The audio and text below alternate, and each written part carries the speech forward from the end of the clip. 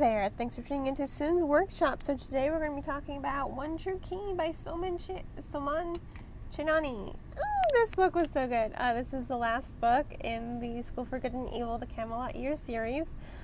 Book 6 of the overall School for Good and Evil series, book 3 in the Camelot Year spin-off, and oh my god, I love this novel. I don't care that this novel says juvenile fiction. I don't care if you can find it in the kids section.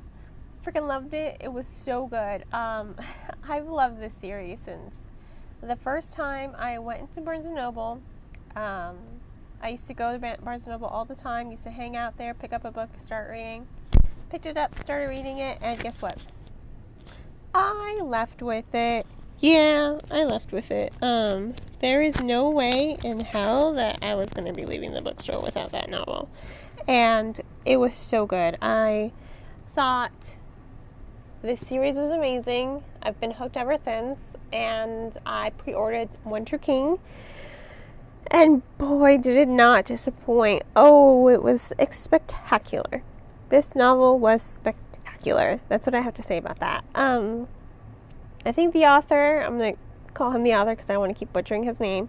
I think the author did such a fantastic job with his characterization. But more than that, I love the world building. It is a fairy tale novel that you have, but not just fairy tales. I mean, you have people from classic tales like, Robin Hood and Camelot. And I think that was so cool that the author is able to give new life to these stories that we're all pretty familiar with. And that's something I think is incredibly amazing about the series, that it's so imaginative. I mean, I'm so looking for, they better not ruin this when they bring it to life. But I think it really is imaginative. I think it's spellbinding. I think it's magical. I think everything about it is so amazing. I can't say that enough. I think the novel itself is breathtaking. It's breathtaking because it uses so much imagination. It uses so much creativity. I'll even forgive Chainani for his Harvard degree. Sorry. I grew up at MIT. I grew up at the Massachusetts Institute of Technology, Harvard's nemesis. So there's always going to be this sort of begrudging respect for Harvard. But I think he was spectacular in his storytelling. Oh my god, I can't say that enough. I really do love this series, and I have to highly recommend it, because it's such a good series. Yeah, it's definitely for younger audiences, but if you're a parent and you're trying to decide, you want to give your children something appropriate to read, this is definitely something appropriate. It's fun, it's imaginative, but it also has a lot of complex issues. It does deal a lot with, abandonment and grief and loss. So it grows with the reader, much like the Harry Potter series did. When you give your kids Harry Potter, you start off when they're 11, and then they are 17 by the end of it. You grow up with these characters. These characters are now 16, 17, and they feel, but they still have this really young atmosphere to them.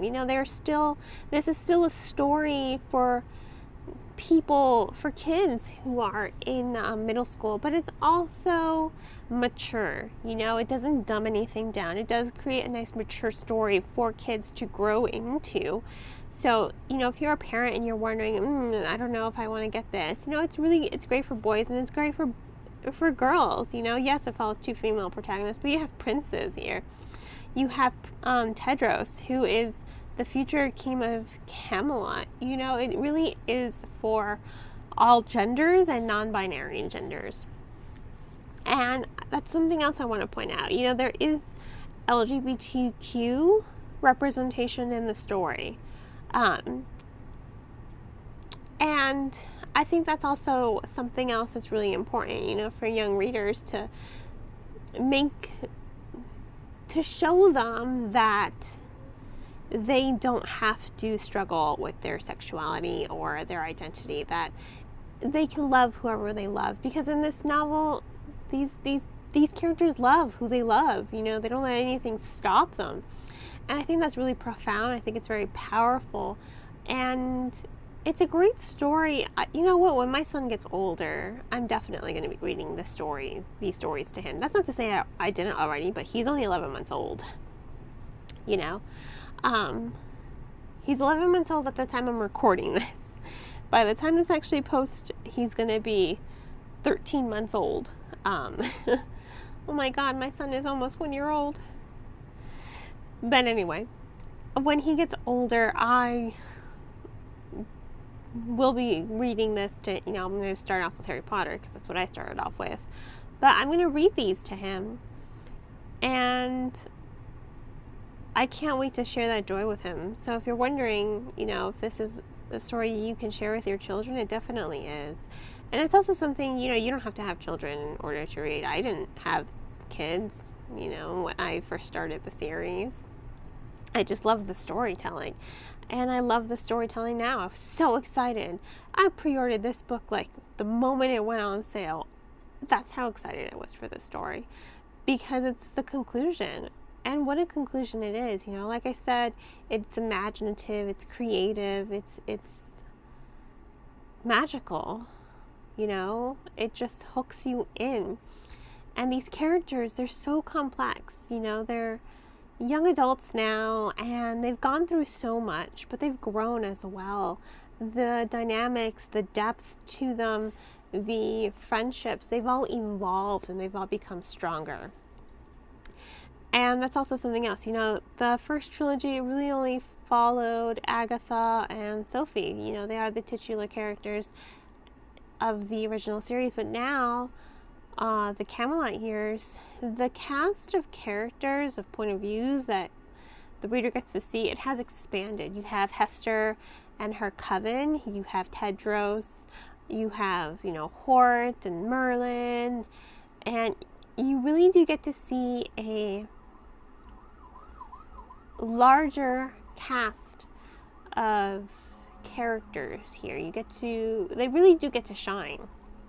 You know, Saman, he really made the effort to make sure that his side characters from the first 3 books get their moment to shine and grow in this new trilogy, and he does a spectacular job with that. In concluding this series, he does an amazing job making sure that everyone really gets a solid ending. He ties up a lot of loose ends. He makes it a solid story. It really is brilliant.